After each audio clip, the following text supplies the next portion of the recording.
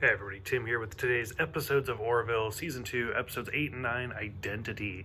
The first two-parter for the series, and I really hope there's more, because they do a really great job. If anything, this actually kind of shows, it would be interesting. We've seen Seth MacFarlane do, actual movies, like A Million Ways to Die in the West, and Ted and Ted 2.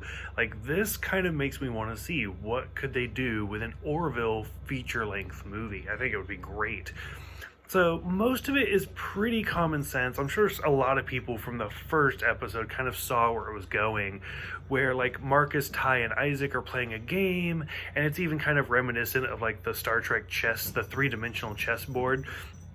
And then when Isaac collapses and they go to Kalon to kind of fix him, it's you can kind of already tell, okay, so something's going wrong.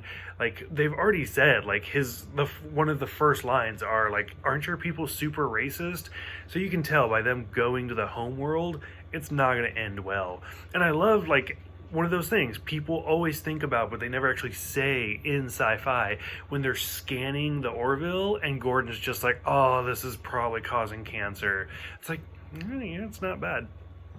And so they realize that Isaac is fine, it's just his mission is over. There's no purpose for him being on the Union ship anymore. So it's almost like he's on recall.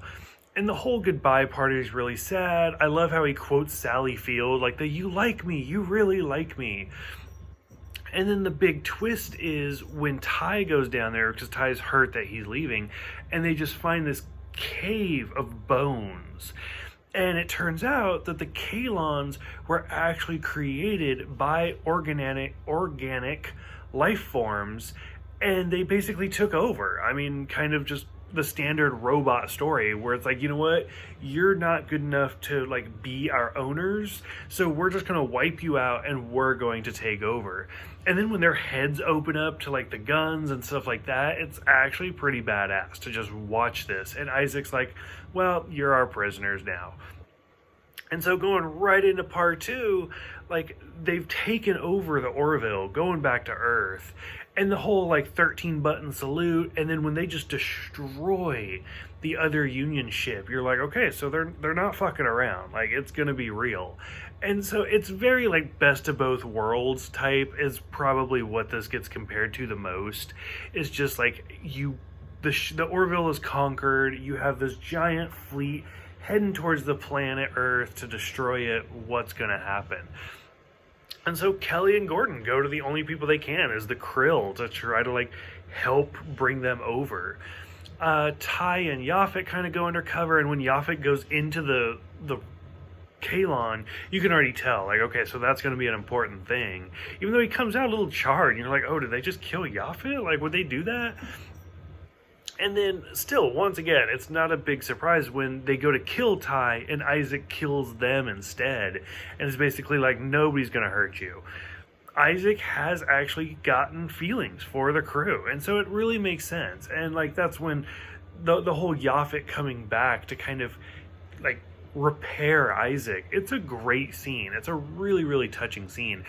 I mean, they've spent basically 2 seasons now showing us, oh, the Krill are evil, the Krill are, these terrible species, and I've said, they're basically just dogmatic, my God says that you're not good enough type situation, whereas the Kalons have just been racist, they're just we're better than you.